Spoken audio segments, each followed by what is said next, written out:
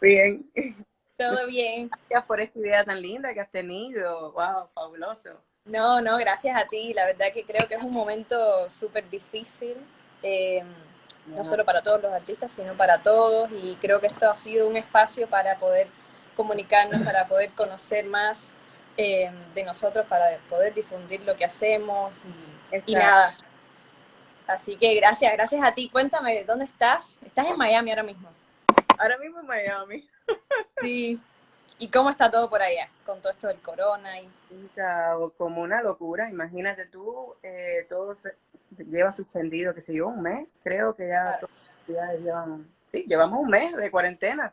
Y tú Sí, sí. sabes cómo nos pasa a nosotros los artistas que la música, todo lo que tiene que ver con arte y entertainment, se va del aire enseguida. Sí, Cada vez sí, que hay sí. una crisis, que hay, no sé, que viene ciclón, todo este tipo de cosas son los que primero desaparecen del mercado. Y entonces ya llevamos un mes sin trabajar. Bueno, yo Claro, sé y que en este tiempo, hacen online y tal, pero, ¿sabes? No, ningún, claro, nada. creo que todo el mundo ha tenido que reinventarse de alguna manera, Sí, ha sido loco. porque, no sé, al menos no me lo vi venir. Y entonces creo que Es que todo el mundo ha escuchado de eso, el coronavirus. sí, Mira, ya, China está lejísimo. claro, y de un día para el otro es como, ¿y ahora qué? Exacto, exacto. Ha sido una locura. No. Ah, y ahora mismo, ¿qué estás haciendo, Magela? Ahí estás estudiando, estás aprovechando para hacer algunos proyectos.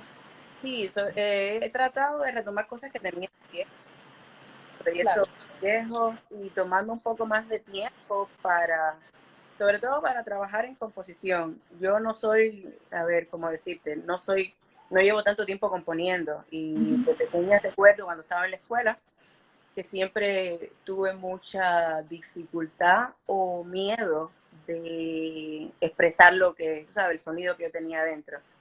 Y también pasaba que, no sé si a ti te pasa igual, pero no sé, nosotras las mujeres repensamos mucho, consideramos todos los aspectos de cada cosa y cuando tú sí, es difícil. O sea, yo creo que de manera general es difícil cuando uno compone sacar para afuera porque es como desnudarte, así. exacto, exacto. Y Y yo me las primeras cosas son difíciles de sacar.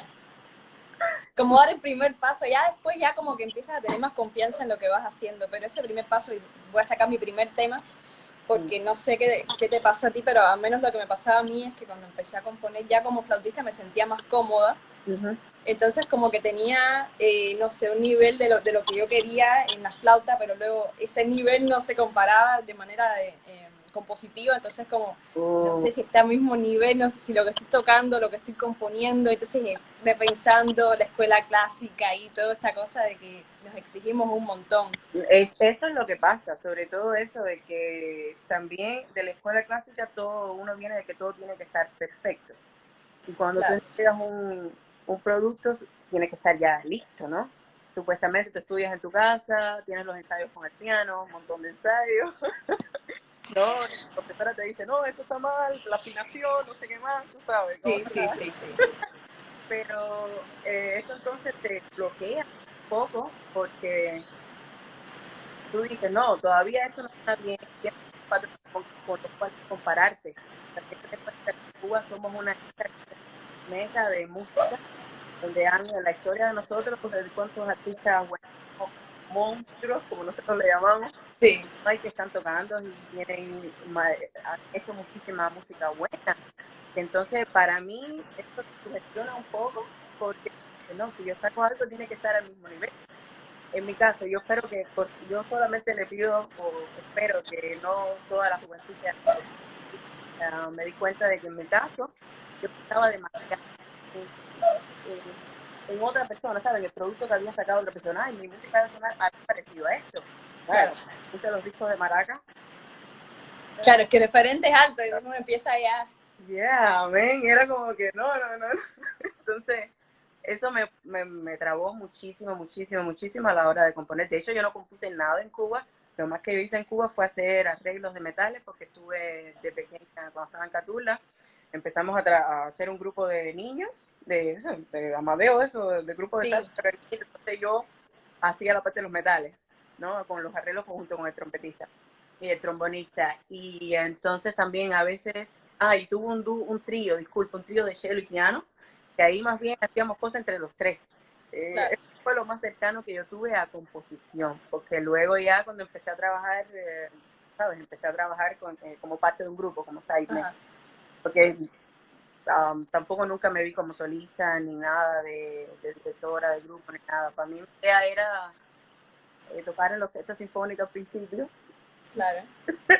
y luego nomás ser parte de algún grupo, pero nunca realmente tuve la inquietud de estar parada en el escenario de figura, nunca. Claro. Y cuéntame entonces un poco ahora que me hablas de Caturla, porque yo también estudié ahí. Oh, wow. Sí, sí, o sea, ¿cómo empezó Magel en la música? Ya que trajiste esto.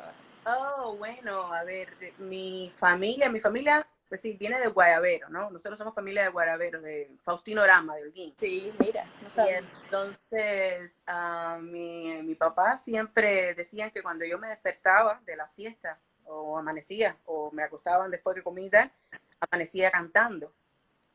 Mi mamá se daba cuenta que yo estaba despierta porque me oía cantar, ¿no? Mira. Y entonces, wow, parece que a la niña le gusta la música. Y entonces de pequeña me pusieron en piano, como que, eso fue como en quinto grado, creo, no, fue en cuarto, porque me acuerdo que me llevaron para hacer la prueba para piano, Ajá. no lo pude hacer porque estaba pasada Claro, de era como tarde ya. era tarde, exacto. Y Qué entonces, locura, sí. no, y menos mal que no me pusieron en piano porque no me gusta mucho el piano. No, lo tuvieron la flauta, destino. Y me acuerdo cuando me llevaron entonces ya para hacer en cuarto grado para hacer las pruebas, la muchacha le dijo, bueno, escoge otro instrumento. Y mi mamá dijo que yo dije flauta, pero que no sé por qué, porque en mi casa nunca nadie tocaron flauta. Yo lo que creo que vi el instrumento como tal, que no sé si fue algún video de Aragón o algo que vi en Cuba, y me llamó la atención lo largo, ¿sabes? Que era Sí. algo plateado así, echado para el lado. Claro, al lado de una niña de 10, 9 años era como súper Y grande. que, shiny, eso brilla, a ver qué tal, ¿no? Claro, Mi mami fue la que dijo, no, tú cogiste flauta, de hecho tú sabes que te hacen las pruebas para clarinete y flauta, sí. y yo dije, no, yo quiero flauta, esa que brilla, y ya, me entré. Y ahí hiciste, o sea, nada más que optaste por un instrumento, porque igual eso cambia, ¿no? Pero en mi año recuerdo que te daban una opción de optar por 2 instrumentos. Yo recuerdo que opté por oboe y Oh, wow. flauta. Sí, Sí, yo había puesto clarinete de segundo, el oboe no me acuerdo realmente si lo puse o si puse otro instrumento. No, creo que fueron esos dos nada más, como que flauta y clarinete, porque te los daban a probar. También te decían, mira, a ver, estos son los instrumentos de viento, cuál te gusta, no sé qué más. Y creo que nada más escogí esos dos. Y ahí me quedé. mira. Y después entonces empiezas en Caturla con 10 años. Ay, con Sí, 10. normalmente donde se empieza. Uh-huh. ¿Y qué profesores tuviste ahí? ¿Recuerdas? Estoy tratando de acordarme de mi primer profesor. Oh my gosh. No era Badía, ¿cómo se llama? Froilán. Froilán. Froilán. Que lo tuve creo por 2 años. Y me acuerdo que empecé, una flauta que mi papá me había conseguido. No, primero empecé con una flauta de la escuela, que estaba en Claro, carrera. Luego mi papá sí. compró una china, que no se me olvide el nombre, Parrot. Sí, de, Encantada. de esas marcas chinas que nadie conoce. Bueno, yo le quitaba el plateado, yo se lo quitaba. Y la hacía así, la iba a descascar, y dice, bueno, no voy a descascar más. Se levantaba así, horrendo. Sí, sí. Hasta que ya después de papi me pudo conseguir. Creo que fue una Selmer, y luego tuve una Ah, Yamaha, ok, sí. la Yamaha por la que todos pasamos.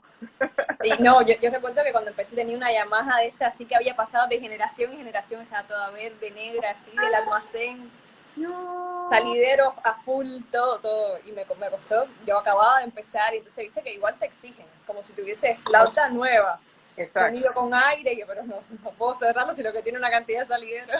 Oh my God, sí me Esos acuerdo. inicios sí, son duros porque Súper. uno empieza, mira, ahí a Fabián, Yamaha 221.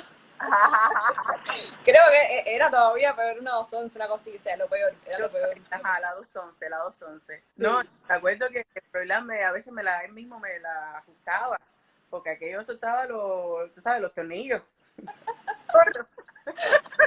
Era no, por- esas primeras etapas, y bueno, igual hay gente que llega a Lisa todavía con una flauta que no son de ellos, pero bueno, igual esto de las donaciones creo que ha ido aumentando y ahora mismo en Elisa, al menos en mi generación, ya había Yamaha igual 221, pero menos nueva, y sonaba bien. Sonaba bien. Ah, qué bueno, qué bueno, qué O bueno. sea, estaban nuevas. Y O viste que sea, las Yamaha son una cosa que al menos las series bajas, aunque no sean lo más profesional del mundo, suena bien. suena bien. Sí, eso es lo bueno que tiene la Yamaha, que es confortable, muy cómoda y responde bien. Exacto, son cómodas, son flautas y cómodas. No, me acuerdo que en Catulo incluso tuvimos un par de donaciones por ahí.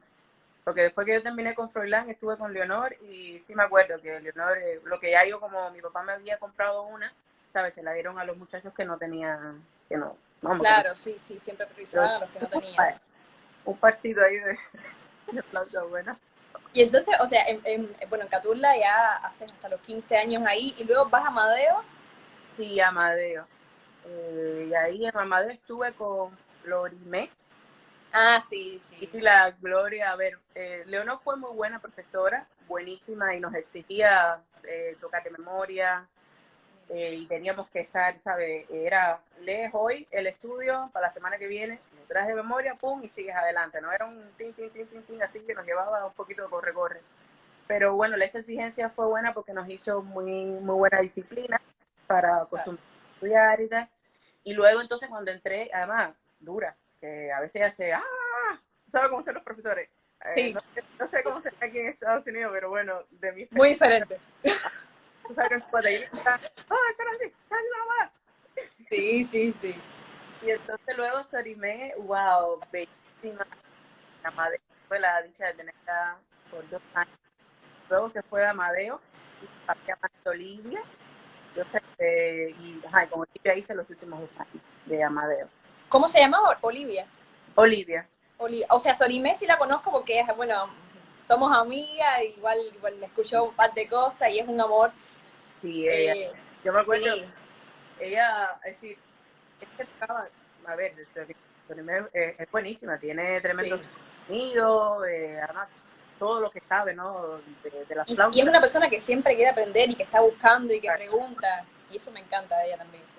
Y me recuerdo que todo lo que tocaba me lo ripiaba así, porque me recuerdo que eso me gustaba mucho que me lo hicieran, a veces tocaba que se con una línea o dos compases, entonces había cantidad, muy linda, además, sobre todo Sí, bellísima. un excelente ser humano, sí, sí. Exacto, exacto, exacto.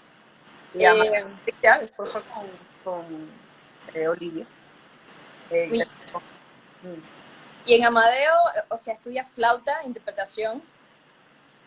Sí, solamente, bueno, es que en Cuba hacemos como, tú puedes tener doble carrera, pero yo no llevé doble carrera. Sí. Quiere ser teórica, Yo pero, hice teórica y flauta en Amadeo. oh, wow, felicidades. Yo la hice, pero suspendí la prueba de piano. Me acuerdo que era dura, la prueba de piano. Es cómico porque estoy hablando contigo, eres como revivir un montón de cosas. Me acuerdo que la prueba de piano era tocar una invención a tres voces, algo así de Bach, o un preludio. Yo me acuerdo que toqué la 15 y me acuerdo perfecto así. Y, o sea, eran pruebas, era un montón de pruebas duras. Y el pase de nivel, o sea que para la gente que está conectada y no sabe, es como el pase este que pasas de escuela primaria a como un nivel medio, que es el conservatorio. Te hacen un pase de nivel con toda la gente, todos los estudiantes del país. Ajá. Y te hacían un montón de pruebas y los teóricos te hacían un montón de pruebas. El mismo día, así era la prueba de flauta, luego teoría, luego piano, después era una locura. Me Y tú acuerdo súper pasaste estresante. por Amadeo. Yo pasé a Amadeo después. Tú hiciste Catula, y en Catula, ¿quién te tocó? ¿Qué profesor? En Catula tuve varios. Fue una Oh, etapa así, igual muchos maestros jóvenes. Tuve Carlita, Carla Mena, no sé si la conoces. ay, no me lo no, no. Eh, y bueno, tuve Erasmo. Ay, Erasmo quizás lo conoces porque es muy, sí, sí, es como éramos buenísimo. compañeros.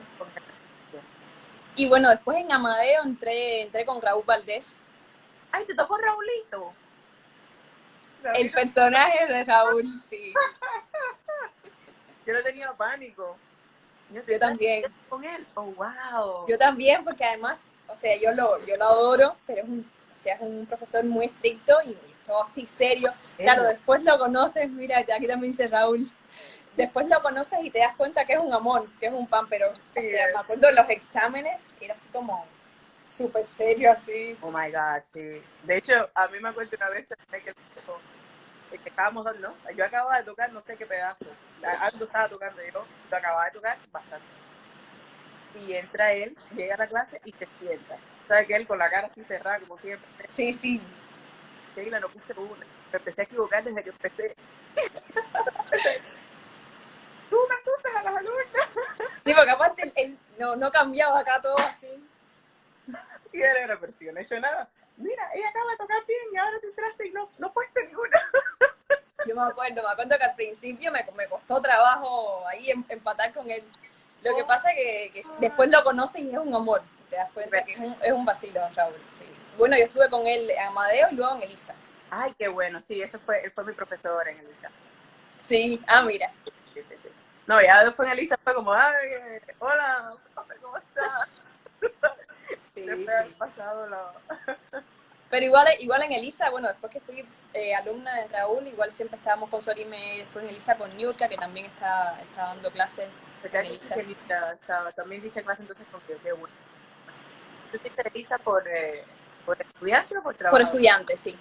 Hiciste los 4 años para estudiar. Sí. Bueno.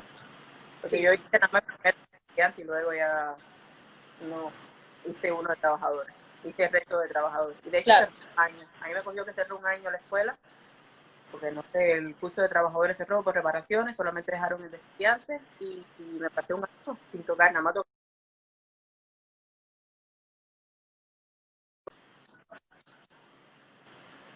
Cuando llegué a Raúl me dijo, oye, vete para tu casa otra vez, métete un poco de Moise,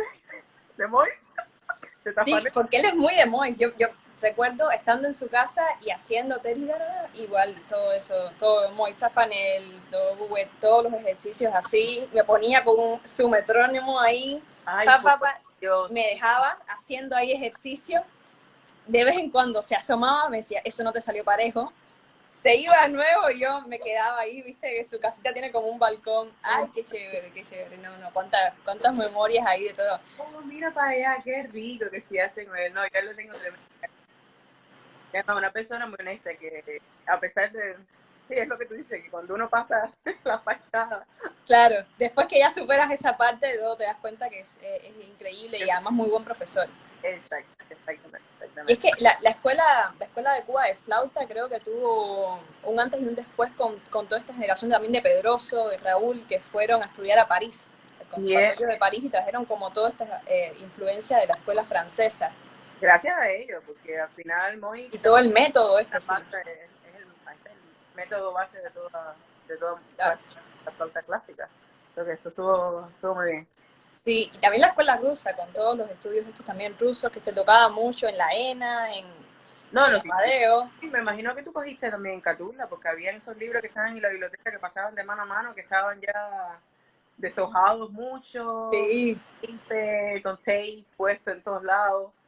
También. Sí, lo mismo. Yo ahora mismo no sé cómo estarán los sistemas ahí, los métodos y eso en Catula, pero sí, en mi generación todavía igual se tocaban todos los estudios de esa historia. Wow. Sí, increíble. O sea, entonces, Magela, vas a Amadeo, luego te presentas a Lisa.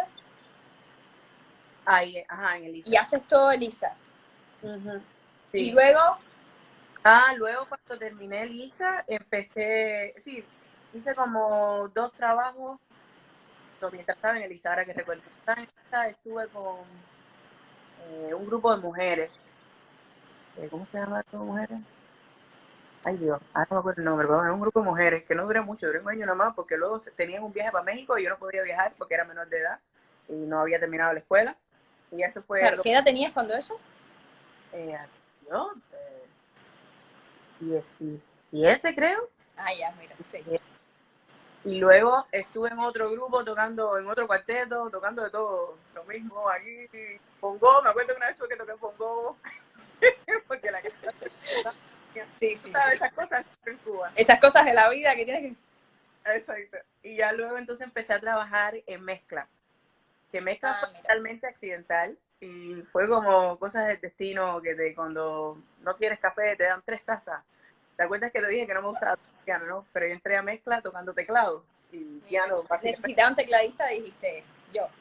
No, ni tanto fue así. Yo, cuando aquello estaba tocando o iba a los jam sessions y de vez en cuando iba a tocar con un grupo de Danao Bautista a la Torre del Cuervo, y porque ahí tocaba Emil Santa Cruz, que es muy amigo mío. Empezamos a estudiar en Amadeo y de ahí vaya, mi mejor amigo aún sigue siendo. Claro, ustedes son como de la misma generación también con Camila. Camila, Está acá, Camila. Camila es más jovencita. Lo Ah, que wow, claro. hizo muy buena amistad con Emil, y entonces también, tú sabes, por eso coincidimos mucho, pero Camila es más pequeña que nosotros. Lo que yo me fui, es decir, a ver, yo estuve después que terminé Lisa, estuve trabajando con mezcla por 6 años y luego me fui para Noruega, ¿no? Pero entonces, durante esos 6 años, yo empecé a tocar con, ya te digo, Emil, me empezó más o menos a dar unos poquitos de clase de jazz, o qué estudiar, o qué me decía, mira, escucha tal cosa, escucha tal cosa. Entonces empecé a ir a La Zorra y el Cuervo, a tocar primero con Danai, que me dejaban subirme ahí a echar un poco de notica. Sí, pero Y claro, así se empieza. sí, Hay que romper primero ese hielo ahí, sí. tú sabes cómo es. Y luego empecé a ir a los Jam Sessions, y iba a ir a ver a Cuba Jazz, a Orlando Sánchez. Sí. Y cuando aquel Orlando Sánchez estaba tocando con mezcla. Y de momento, después de un tiempo, porque yo seguía a Orlando Sánchez por doquier, en la Luniac, para iba yo a verlo tocar. Daba conciertos en el Teatro Madeo Rotán, pues iba yo a verlo tocar. Y entonces un día, después de un jam session, me dice, oye, ¿tú sabes tocar piano? Y yo le digo, bueno, sí, yo toco piano para mí. Claro. O sea, y él me dijo, no, porque en Mezcla están buscando una pianista. Y yo me quedé así, pero maestro, yo no, ¿sabes? No, Claro. no. A ver, Orlando en su locura. Sí, No. sí, sí, nada, dale, métele. Y cuando llego, hablo con Pablo, y cuando aquello estaba Marielis Pacheco era la que estaba, Ah, ya, pero sí. tenía que ir de viaje, no sé qué tal, y un rollo de eso. Y entonces ella me dijo, mira, tienes como un mes para aprenderte los temas que nosotros tocamos, así que llévatelos para la casa. Me dieron las grabaciones, con papeles, todo aquello por ahí para allá. Llévatelos, mira a ver qué te parece, y luego tú vienes para acá. Y ensayamos, hacemos un ensayito contigo. Por suerte el ensayo salió ok, no súper bien, pero salió ok. Pero salió. Ajá. Salió. Parece que me vieron un poco de potencial, y de ahí salió. Bueno, cuando aquí estaba Hermida también bajo, estaba Michael González. Sí, sí, musicazos todo, sí. Todo. Entonces esa etapa para mí realmente fue muy, muy, muy buena, porque aprendí muchísimo con todos ellos. Porque ya te digo, yo hasta el momento había tocado, qué sé yo, un poquito, me había metido de aprenderme los acordes, de saber leer los acordes como tal. Había estado yendo a los jam sessions, pero todo era muy básico, de oído. Y entonces muchas veces ni sabía cómo estudiar las cosas. Claro. Y entonces con Orlandito también me fue dando, mira, escucha fulano de tal, me fue dando un poco de, ¿no? De qué músicos escuchar. También mira, a veces me ponía, no, mira, tienes que hacer sustituciones. Y yo, ay, ¿qué son las sustituciones? ¿Sabes? Cosas así que uno va aprendiendo Claro. con el camino, ¿no? Y vamos, que Mezcla me abrió todo, porque fue donde primero empecé a cantar también, que Pablo me empujó ahí a cantar, y para que perdiera el miedo escénico, porque sí. O sea, fue una escuela, hiciste todo de pronto lo que no habías hecho. Empezaste con la música Exacto, popular a cantar, teclado, flauta, todo. exacto. Y de madre, porque uno no piensa en eso, pero cuando aquello, me acuerdo que tenía un módulo, entonces era como que eso de manejar los teclados, tienes que estar como, es lo que pasa ahora con los loops, que tienes que estar sincronizado, ¿no? De que sabes que Claro. vas a una sola mano, vas a poder cambiar el timbre, cosas así tan lógicas, que tienes que sentarte y estudiar, Claro. porque Sí, si no, sí, totalmente. no te sale. Yeah. Pero fue buenísimo, a mí Mezcla me enseñó de todo. Además fue con quien primero empecé a viajar, a conocer lugares, tocar, y Sí, ¿sabes? Interactuar con músicos de otros países, y fue muy bonito. Y el hecho de girar también es rico, porque al final tú haces un bond, ¿sabes? Ay, ¿cómo se dice en inglés? En español, que haces muy buena amistad con los músicos, ¿no? Y que se claro, convierten en hermanos para ti, ¿no? claro. Y donde quiera que Y estés, es una familia después ahí, exacto. claro. Sí, fue muy Y bonito. entonces, y después de ahí, ¿cómo llegas a luego estudiar? Ah, Decidir, o sea, ya tengo toda esta vida profesional, estoy viajando, bueno, igual quiero ahora estudiar, de pronto hacer un máster. sí, lo que pasó fue que, a ver, en la UNIA conocí bueno, fue mi ex, pero bueno, fue un novio que Sí, tuve, no, no sé dónde detalles. sí, no sé dónde está, pero él estaba arreglando para que eh, Alejandro Vargas, con su trío, y Jacek Manzano y yo fuéramos a tocar a Oslo, al Festival de Jazz en Oslo. Y entonces nosotros fuimos para allá a tocar. Y gracias a un fallo que hubo de cartelera, de que un grupo falló, nosotros íbamos a tocar como en el showcase, ¿no? Claro. Pero terminamos tocando en uno de los clubes más tradicionales y emblemáticos de jazz de Oslo. Y entonces el NRK, que es como se llama la radio noruega, fue a grabar ese concierto. Y ahí tocamos, el concierto fue sold out, los 2 sets, y la radio noruega lo grabó. Y un amigo de mi ex lo filmó. Ajá. Y entonces también como la embajada de Noruega en Cuba nos conocía y tal, y sabíamos que ¿sabes? Que éramos egresados de escuelas y tal, nos quiso invitar, nos quiso pagar una semana de workshop en la Academia de Oslo de Música, con mi profesor, con Morten Halle, bueno, con quien después sería mi profesor, Morten Halle, con Andy Miles, el pianista americano, y Tai Shawn, el drummer, el dronista, Tai Shawn, el nombre es un poco difícil, okay, sí. Pero un drummer americano también que estaban ahí dándole el workshop. Y ¿quién más? Ralph, Alexis también es trompetista, ahora que me acuerdo. Ellos 3 estaban dando workshop ahí en la escuela y me encantó. Esa fue mi primera entrada a ver, vamos a empezar por lo básico. La escuela, en las condiciones que estaba, nada que ver con las escuelas de música, ¿verdad? Tú sabes. Sí. Te llama la atención los halls que tienen, los halls con los auditoriums, las aulas que son para estudiar con todos los pianos nuevos. Las condiciones, sí, que hay para todo. Exacto. Entonces pasamos una semana ahí y yo dije, yo quiero aplicar, yo quiero estudiar en esta escuela. Y empecé a averiguar, el profesor Moten me dijo, no, mira, tienes que hacer esta cosa, tienes que venir, tienes que volver a venir, creo que en mayo cuando se hacen las audiciones. Y yo, wow, candela. Lo que después averigüé y como seguí en contacto con él, me dijo, bueno, si no puedes venir, porque yo después me regresé para Cuba. Claro. ¿Sabes? Y uno en Cuba no tiene dinero para pagar el viaje. De nuevo un viaje para allá y audicionar, o sea, dedicar ahí, claro. Y entonces nada, me dijeron que sí podía mandar un video y pude mandar el video de la grabación de ese concierto que hicimos en el Festival de Oslo, que como el amigo de mi ex había grabado y filmado y estaba el audio de Lennart Poe, pudieron hacer un video espectacular. Y entonces lo mandamos para allá y ya, esa fue inacceptable. Perfecto. Y ahí está, o sea, ¿mandaste un video tú tocando flauta o tocando piano, tocando flauta, cantando todo? Solamente el video del concierto que hicimos en el Festival de Oslo. Ok. Creo que fue un show en vivo, era todo en vivo. Y entonces se lo mandé mi currículum de Lisa, todos mis papeles de Lisa y tal, de todo lo que había estudiado. Y entonces me aceptaron, lo que hicieron fue convalidarme los 2 primeros del bachelor, porque volví a hacer un bachelor. Porque eso te iba a preguntar, ¿te aceptaron ya? Ya. Lo que estudié fue jazz, entonces como que no, me decían, bueno, ya que tienes conocimiento, si has hecho un bachelor en música clásica, vamos a aceptarte 2 primeros y nada más tienes que hacer tercero y cuarto. Y entonces hice primero, tercero y cuarto, luego hice la maestría, 2 años más, y luego también hice un año de pedagogía musical. Es un posgrado de eso, lo que es posgrado. Sí. ¿Y qué tal? O sea, ¿cómo te cambió estudiar allá? ¿Te organizó un poco lo que sabías quizás, pero no lo tenías tan organizado en un método? ¿Qué te aportó estudiar allá? A ver, aportarme me dio muchísima confidencia. Primero que todo, porque me di cuenta que todos los noruegos a la hora de componer, lo que estaba diciendo, por ejemplo, componían cualquier cosa, ¿no? Que el profesor, por ejemplo, no trabajaba conmigo ninguno y me dijo, ¿qué es lo que tú quieres hacer?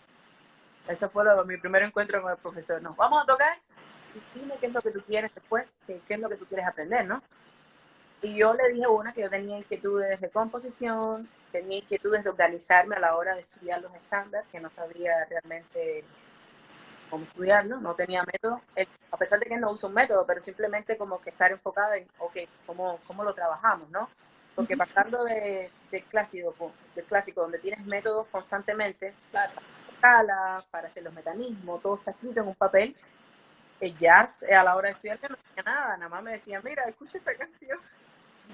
Transcríbela y dale. Y mira, a ver, ¿no? Y yo me acuerdo que era también en Cuba súper vaga para transcribir, no me gustaba nada, porque yo estaba acostumbrada de de aprenderme las melodías de las canciones y luego, que de hecho todavía me queda de eso, quizás es como que mi manera de pensar la música, ¿no? A la hora de improvisar, de que yo no pienso tanto técnicamente, porque yo siempre estuve acostumbrada a variar las melodías. Claro. Siempre pensando en la melodía totalmente del tema, ¿no? Y yo lo que hago es las variaciones y siempre me había acostumbrado a improvisar así de esa manera. O sea, siempre pensando desde la melodía y luego variando. Y ya, siempre. Entonces cuando llego allá, mi profesor me dice, bueno, si quieres profundizar un poquito más en las armonías, lo primero que tienes que hacer es sentarte con los temas, ¿no? Tocarlo, y sobre todo en el piano. Podría hacer mucho en el piano, porque ahí puedes variar, buscar un poco, no sé, de colores, ¿no? Claro. Variar los acordes y tal. Y pensar sobre todo cuando estás tocando la armonía en la flauta, ¿sabes? Cuando estás haciendo las melodías y pensando en los acordes Claro. de la flauta. Y entonces trabajamos con eso y también trabajamos con la composición, que me decía, tú no pienses en algo específico, si tienes una idea, trata de plasmarla o de escribirla y luego la empiezas a desarrollar. Y así fuimos probando diferentes, a veces yo le traía mis temas o cosas o ideas que se me habían, ¿sabes? Que se me habían ocurrido. Y la manera como que como trabajan los noruegos es que a veces tú puedes, el, el approach, el acercamiento a la composición Sí. puede ser diferente.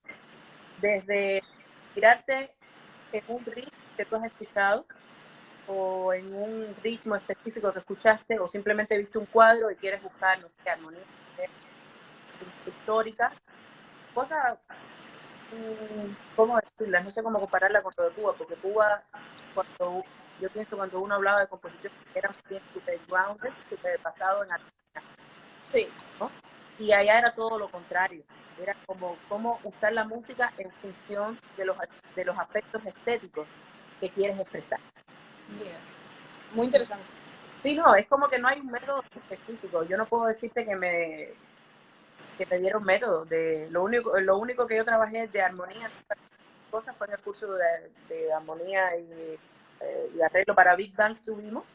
Sí. Y ahí estuvimos con, bueno, Bacar, se llamaba el profesor, con él, Edgar Bacar, y él fue que nos dio cómo armonizar las voces y tal. Y ahí, claro, ahí también tuvimos que pasar por Claro. mucha armonía, cómo hacer los voicing de los acordes y repartirlos en los diferentes instrumentos, en dependencia de la sonoridad que tú quieras buscar, claro, ¿no? Y cosas así. O sea, tenías flauta, tenías como esa composición, tenías ese arreglo para Big Band y ¿qué más tenías? Sí, teníamos varias cosas. A ver, estaba como que la base del programa mío era ensamble, tocar en ensambles, Claro.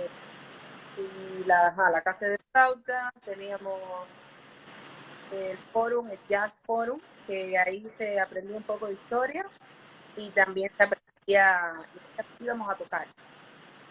Era cada cierto tiempo la misma clase nos teníamos que preparar algo y tú presentabas eso era delante de toda la gente que estaba estudiando ya, de todo el departamento, y ellos te daban como un feedback de Claro. lo que tú habías hecho. Y también, por supuesto, los profesores te daban.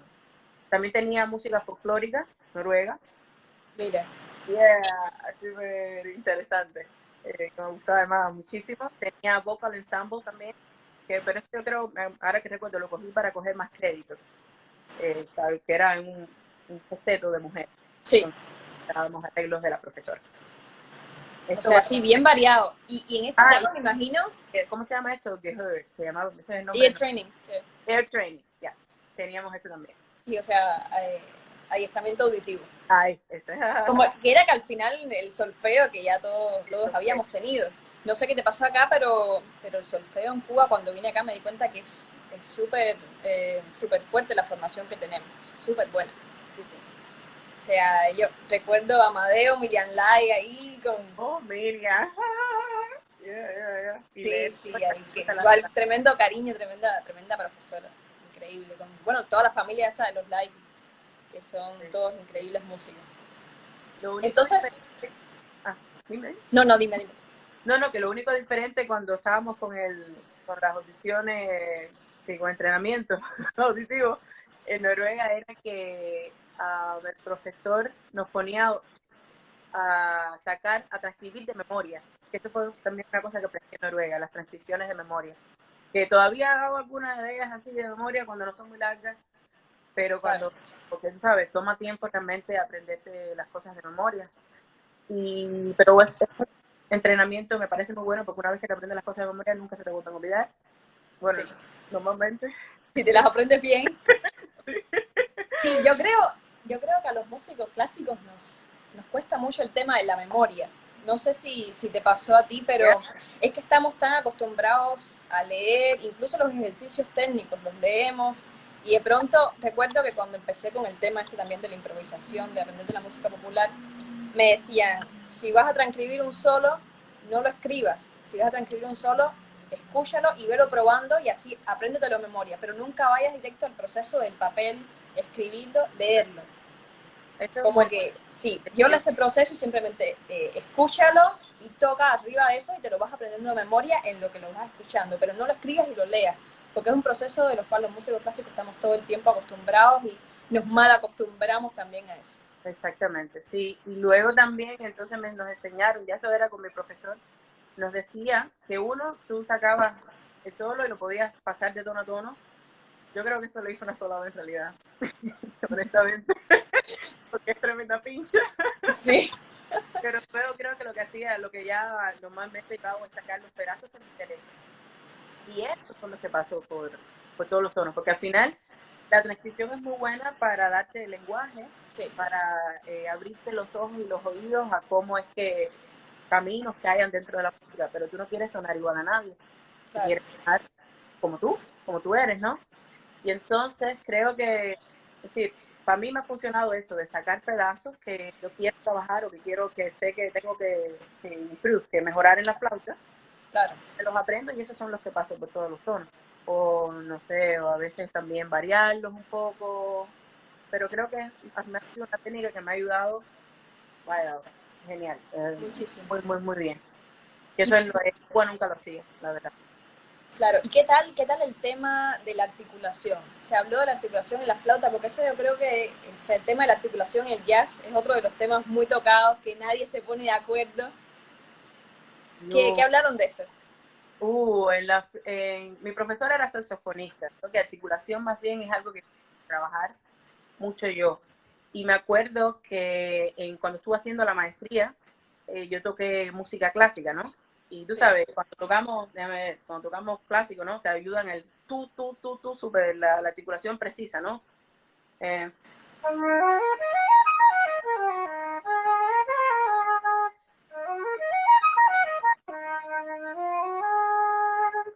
Como que tienes que hacer tú, pero eso yo lo he perdido un poco.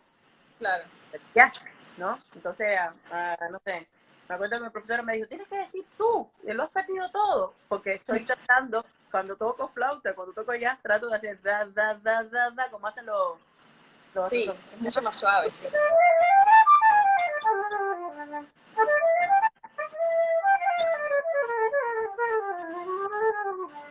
Algo así, ¿no? Como da. Y lo perdí muchísimo a la hora de virar para el clásico cuando quería, se me fue. Pero yo lo uso es da, o ta, y, por ejemplo, déjame ver si puedo pensar en ejercicio. Por ejemplo. Sí.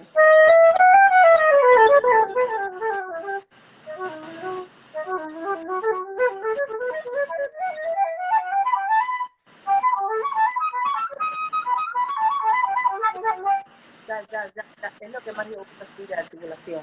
Claro, es una lengua bastante suave, casi o sea, no es legato, porque entonces haces como una pequeña definición, pero no es como digamos, igual, obviamente en el clásico también se utilizan muchas articulaciones, pero no, digamos, no es la clásica articulación clara y definida de un ataque, no sé, de G major de Mozart. Yo lo he perdido totalmente, ya te digo, cuando quiero hacer, tengo como que, vamos a pensar en hacer tú, porque si no haría, cambiaría totalmente la articulación, porque es que ya estoy, como ya no toco tanto clásico, no tengo tan limpia, más bien la tengo al da-di-di, da-di-di, da-di-di, da-di-di, cosas así, ¿no? O, no sé, es que ya lo cambia todo. Sí, es difícil quitarse, ponerse los sombreros de todos estos mundos que son estilos diferentes. Yo no sé si podría, a ver, yo quiero tocar algo clásico, ¿no?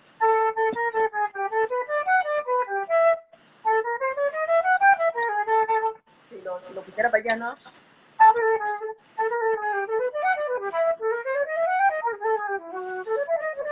Tú sabes, como que Sí, sombrero, claro, es diferente. difícil, es difícil. ¿Y qué tal el sonido? Porque también, obviamente cuando yo te escucho, sé que hay una escuela clásica ahí, de un sonido limpio, trabajado, pero también está este concepto del sonido jazzy medio sucio, con un poco de aire. ¿Qué crees de esto? Porque también, ¿has escuchado a Elena Pinderhughes, la flautista? Ella vino a Berkeley, y tuvimos, o sea, tuve una clase con ella y estuvimos hablando un poco de esto. Oh my God, qué suerte la tuya. Estuvo chévere, o sea, fue súper corto, pero estuvo muy chévere porque le pregunté como todas estas mismas cosas. De hecho, en la articulación me decía que ella liga casi todo el tiempo. Oh, wow. Porque acá en Berkeley hacemos como mucho esto de ta, ta, ta, ta, ta. Oh, ok, de la segunda, a partir de la Exacto, segunda. sí, entonces le da como un pequeño acento al segundo, pero no realmente, es una cuestión de articulación. Entonces me dice, bueno, mira, yo realmente, no sé, eso igual es una cosa súper debatida, pero yo casi todo lo ligo. Y en cuanto al sonido, me dijo, y mi sonido yo no busco que sea un sonido con aire o un sonido sucio. De hecho, creo que una de las cosas que a la gente le ha gustado y me ha llamado y no sé, es precisamente que mi sonido no es un sonido super jazzy, sucio así. Y de hecho, o sea, ella quiere tener un sonido mejor y lo estudia y quiere de hecho fortalecer su sonido, hacerlo más grande. O sea, es una cosa, no es una cosa que ella busque tener ese sonido así, al contrario. Y, sí, Oh, wow. creo que es una cosa importante y que me ha ayudado a mí y que le ha gustado a la gente, que no es un sonido sucio. Y yo tengo una teoría sobre esto, que es que al final, o sea, muchos de los flautistas que tocaban jazz eran saxofonistas que doblaban. Yeah. Entonces, para mí hay una cuestión también técnica respecto a esto, que al final se ha quedado un montón de grabaciones así con ese tipo de sonido, pero hay también una limitante de que tampoco eran flautistas de formación clásico. Porque ahora pasa también mucho que muchos flautistas de pronto clásicos, con toda esta formación de sonido, un buen día dice, bueno, ahora vamos a experimentar y vamos a hacer jazz, pero ya tienes toda esta escuela técnica, clásica, Sí. pero muchos de estos músicos de jazz no eran así, o sea, empezaban en la escuela de la calle, muchos tocaban otros instrumentos, doblaban la flauta y no trabajaban, o sea, no era una prioridad de pronto tener un sonido limpio. Ya, o sea, eso creo que puede ser por ahí, pero también ya se ha convertido en un sonido que responde a ese estilo. Entonces es como ya a opinión personal, me parece. No Eso sé qué también crees. me parece, sonido totalmente personal. Y yo tampoco como que me he puesto como intención cambiar ese estilo. Yo tuve mi sonido desde que empecé a tocar flauta y es eso. Lo que realmente jugar con las posibilidades que te da tu instrumento de más brillante, de más warm, de going over, ¿sabes? Cuando está un poquito más roso, lo que está más sucio. Sí, Eso es algo que cuando clásico también se usaba y creo que se usa muchísimo. Yo lo uso sobre todo también cuando quiero dar algo, no sé, o depende de lo que esté tocando, si quiero dar un tipo de color, también a veces claro. puedo cambiar un poco la sonoridad mi sonido como tal, variarle un poco, ¿no? Y eso creo que ayuda estilísticamente y ayuda estéticamente a lo que estés haciendo, porque el sonido brillante, ahora no lo tengo muy bueno, pero bueno. Pero a ver, ¿cómo decirte?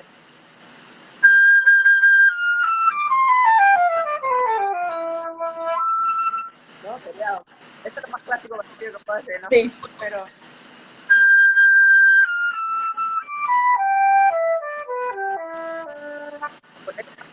si quiero cambiar un poco, ponerlo más, si me lo claro. permite. También a veces, que eso yo lo hago, no lo hago tan seguido, pero de vez en cuando quiero detectar o detectar cositas en el sonido, que hago. Los cachetes Sí, para relajar un poco los labios. y buscar también colores que pueda lograr con la flauta, ¿no?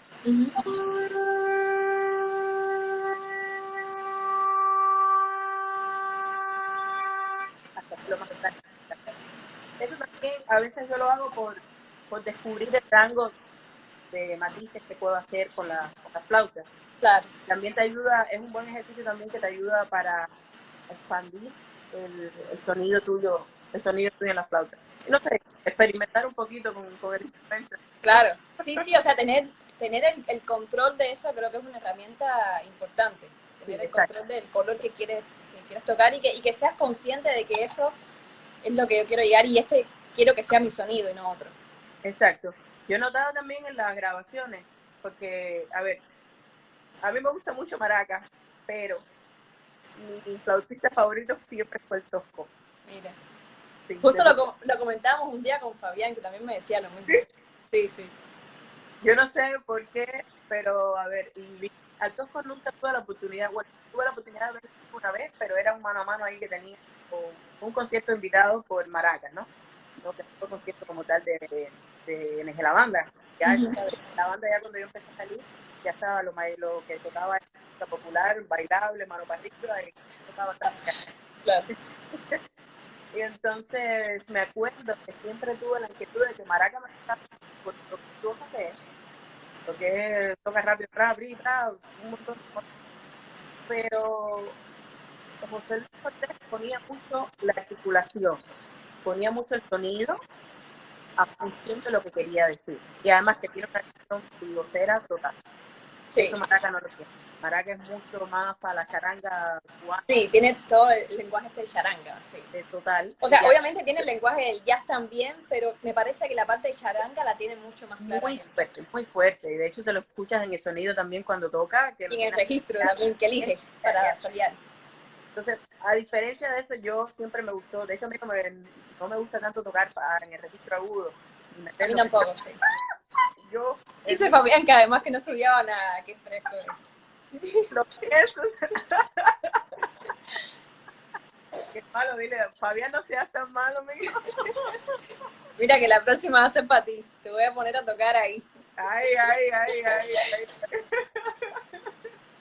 No, pero yo ya te digo, sí, el sonido con que siempre que fue con el de Tosco, y entonces eso también es bueno a la hora de buscar qué tipo, ¿sabes? Qué tipo de sonoridad es la que tú quieres, ¿no? Porque te da una diferencia de que, ay, esto me gusta más, y te puedes comparar a comparar en el sentido bueno de que, ay, este es el tipo de sonoridad que yo quiero lograr, y vas experimentando y buscando en base a eso. Claro. ¿Qué consideras que puede ser un buen solo? O sea, ¿cómo sería la estructura de un solo perfecto para ti? ¿Un solo perfecto? Wow, es que no creo que tenga estructura como tal. Y algo bueno creo que aprendí de estar en Noruega es que aprendí a ver la música no tan, como decirlo, no tan subjetiva, porque me parece mucho que a veces en Cuba, que eso de hecho fue algo con lo que, de hecho es algo con lo que aún estoy lidiando, de mala costumbre, de que tú quieres mostrarlo todo, y quieres mostrar cuánto has estudiado, y pues el ego tuyo va, y después la música. Claro. Porque tú quieres demostrar todo lo que estudiaste, lo que te dijo tu profesora, el solo que sacaste, lo que descubriste. Sí, que eso va con madurez y hacerlo cada vez más y escuchar también. Exacto. Y en Noruega aprendí muchísimo y también me dijeron muchísimo, recibí muchas críticas buenas, positivas de parte de los profesores, ¿no? Diciendo esto, mira, estás haciendo esto, tocas demasiado, ¿por qué pones tantas cosas? Vamos a escuchar más.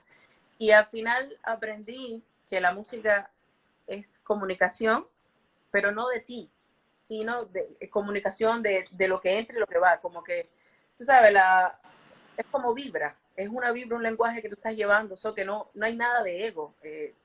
Digamos que todo lo que uno hace es en función de la música, tienes que dejarla crecer. Por eso digo, para mí un solo como tal no tiene una estructura, depende de muchos factores, de lo que estás tocando, de cómo esté el ambiente, de cómo te sientas tú ese día. Si tú no puedes tocar, qué sé yo, un danzón o de la misma, digamos que, no sé, si tuviste algo alegre por la mañana, vas a tocar el danzón ese, ya tú sabes, a todo lo que da, ¿me entiendes? Súper contenta. Si te pasó algo que, si te sientes incómoda, tu decir va a ser completamente diferente. pero sobre todo lo que yo uso o lo que empiezo a pensar cuando hago solo es más bien, ok, ¿qué me traen los de atrás? Porque es muy importante con quién estás tocando, cómo estás tocando la música y interactuar con ellos. Totalmente. ¿Sabes? Es una retroalimentación. Y si el baterista dice can, can, can, entonces pa, pa, pare, Y la audiencia agradece eso también. ¿qué? Y que la audiencia también agradece eso cuando se ve esta comunicación, cuando se ve esta repetición, este diálogo, y como que se dan cuenta y entienden. Porque mucha gente hace todo y hace mil notas que no se entiende y la gente no puede definir nada y no puede agarrarse de nada en el son. Entonces cuando la gente oye la repetición, escucha un motivo que ya escuchó y es como que va siguiendo, entonces lo vas llevando por un camino que pueden entender. Exactamente, Y no es de exactamente. pronto ese ya es elitista que no se entiende nada. Yo todavía igual, de momento, tengo mis momentos ahí que se me salen. Tiene tus momentos que se te sale. A todos. Que se me sale, pero gracias a Dios tuve la oportunidad de que me abrieran los ojos así en Noruega. Y además, ver la música desde otra perspectiva. Lo que te estaba diciendo de las composiciones, de decir simplemente lo que tú tengas, la idea que tengas, por pequeña que sea, es bien agradecida. No tienes ningún patrón específico a la hora de componer. Y lo mismo pasa con la improvisación. Tú no deberías por qué tener un patrón específico para improvisar. Y la improvisación que te digo, desde que empezó la gente, que era lo que hacía, escuchaba algo, reaccionaba a las modalidades que estaban escuchando, los acordes, y decían algo. La música empezó siendo así, ¿me entiendes? Ahora ya después que la música se llevó a academia, era que te mandaban a hacer, no sé, los arpegios, te los mandan a hacer en todos lados, con diferentes mecanismos y tal. Pero la música empezó, nadie estudiaba como tal por método específico, era muy personal lo que tú querías decir con su instrumento. Esa es una de las cosas, por ejemplo, que me gusta de Eric Dolphin. Uh-huh. Cuando lo empecé a escuchar, decía, ¿qué coño está haciendo él? Era como, wow. Pero el tipo tenía este sonido específico en su cabeza y lo plasmaba en los instrumentos. Y hacía maravilloso con eso. ¿Entiendes? Es igual otro flautista que me gusta muchísimo, que tampoco tiene su lenguaje súper, súper identificado, que posiblemente tú lo conozcas, Magic Malik. Ah, sí. Hay un montón de gente que dice que está loco, pero es que el tipo... A mí me encanta, sí. Me parece interesante lo que hace. Que este loco no me interesa, la verdad, es como que Todos le estamos... déjate la locura, ¿me entiendes? Pero, mira, Fabián ahí. Lo más importante es ir con algo con sentido y melodías que muevan al público. Ya, exacto, ¿me entiendes? Esa historia elitista del ego de que mira, no, es que a veces a los artistas se nos olvida que somos entertainment, que somos los que entretenemos al público, nosotros nos debemos al público. Claro.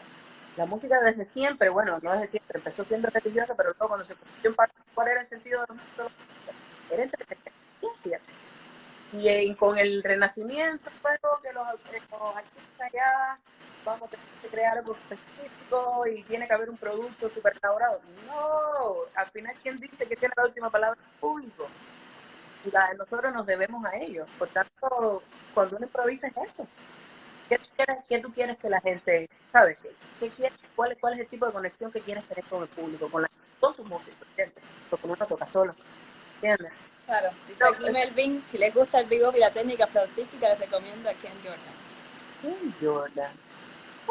Ese es, bueno, Melvin es acá un personaje acá él es de Panamá, pero le encanta la timba y toca más música y sabe más música cubana que cualquiera. Sí, sí, así que un besito desde acá, Melvin.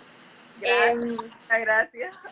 Otra pregunta que de hecho justo me preguntó el que te hiciera, o sea, ¿qué te trajo que fueras cantante y flautista? Esto, o sea, ¿influyó de pronto a la hora de tocar, que fueras cantante o a la hora de cantar, que supieras tocar un instrumento?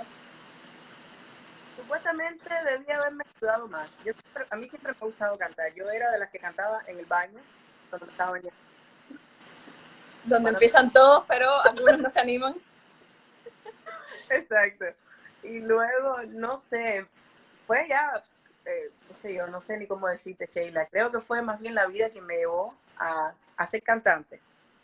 Porque primero fue con Pablo, que era, mira, Magela, necesitamos, yo quiero que tú cantes, porque a Pablo le gustaba tener la interacción en el grupo, no solamente se lee con la guitarra y cantando todos los temas, entonces de vez en cuando quería tener alguien, poner a los artistas en spotlight, tú sabes, ahora es tu momento, haz algo, ¿no? Claro. Y así fue como empecé con lo del canto, pero me acuerdo, en mezcla canté 2 canciones y ya, yo rápido, detrás del piano, déjenme aquí, detrás del piano. Y luego en Noruega, ya cuando empiezo a hacer arreglos y a componer como tal, hubo un bolero que pedí, que fue el primero que uno de los que grabé acá, en Miami, que yo siempre lo había querido cantar. Y yo le hice un arreglo para la flauta, porque yo no lo quería cantar, yo lo quería cantar, pero me daba pena, mejor dicho. Claro. Me daba pena cantarlo, entonces yo lo pagaba con la flauta. Y hasta un día que me puse así, sí, que lo voy a cantarlo, a ver qué tal.